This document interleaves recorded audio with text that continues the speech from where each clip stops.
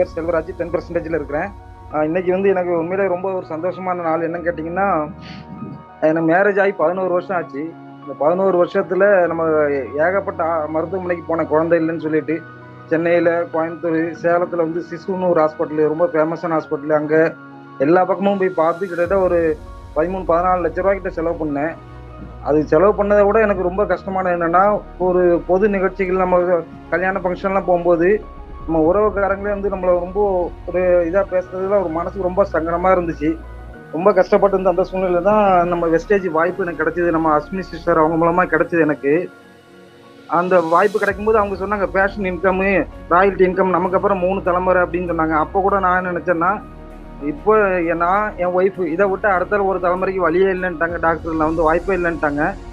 அப்படி இருக்கும்போது நமக்கு எங்க ராயல்டி இன்கம் அப்படின்னு சொல்லி நான் ரொம்ப மனசுக்குள்ள சிரிச்சுக்கிட்டேன். அது அந்த அளவு வேதனை இருந்துச்சுன்னு வைங்களேன்.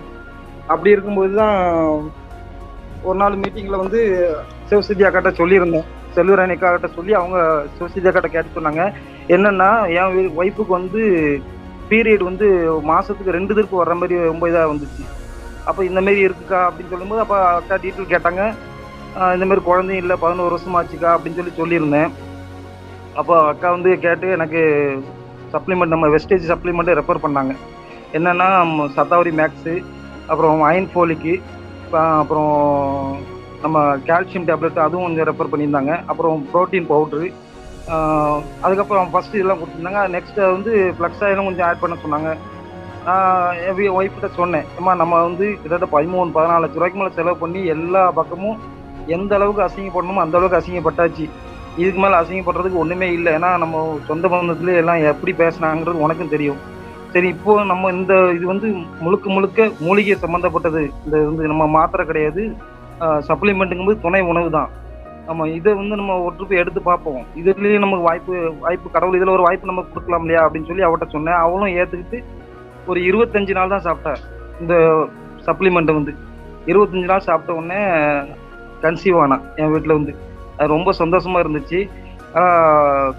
இந்த சப்ளிமெண்ட் வந்ததுனால தான் எனக்கு ஒரு வாரிசு அப்படிங்கிறது எனக்கு கிடைச்சிது. அதனால ரொம்ப ரொம்ப ரொம்ப நன்றி. என்னங்கன்னா நம்ம அப்ளையன்ஸுக்கும் நன்றி, சரவணன் ப்ரோ, அண்டது அசோக்குமார் சார், அது எல்லாத்தோட ஸ்பெஷலாக வந்து நம்ம கௌதம் பலி சார். ஏன்னா இப்படி ஒரு அருமையான ஒரு ப்ராடக்டை வந்து அவர் லான்ச் பண்ணி கொடுத்து, என்ன மாதிரி எத்தனையோ பேர் இருக்காங்க, அவங்க எல்லாருக்குமே வந்து ஒரு வரப்பிரசாதமாக அமைஞ்சது தான் இந்த சப்ளிமெண்ட் வந்து. நான் அப்படி தான் நினைப்பேன். இன்னைக்கு கிடச்சிது. இன்னைக்கு மதியம் 2:15 இந்த வெஸ்டேஜ் பேபி என் கையில் கிடச்சிது. அது பெரிய ஒரு பொக்கிஷம் என் கையில் கிடச்சிது. இன்னைக்கு ரொம்ப ரொம்ப ரொம்ப சந்தோஷம். இன்னைக்கு வெஸ்டேஜ் மூலமாக கிடச்சதுனால தாயின் பிள்ளையும் நல்ல ஒரு ஆரோக்கியம். குழந்தை வந்து 3 கிலோ 600 கிராமுக்கு மேலே இருந்துச்சு. குழந்தை வெயிட் அதிகமாக இருக்கிறதுனால சிசரியன் தான் பண்ணாங்க.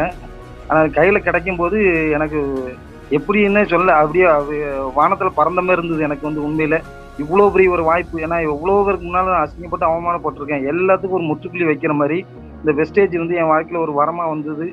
இன்னைக்கு ஒரு பிஸ்னஸ் வாய்ப்பையும் கொடுத்தது இல்லாமல் எனக்கு வாரிசையும் கொடுத்தது இந்த வெஸ்டேஜ் தான். இந்த வெஸ்டேஜ் இல்லைன்னு சொன்னால் என் தலைமுறை அதோட முடிஞ்சிருக்கும்.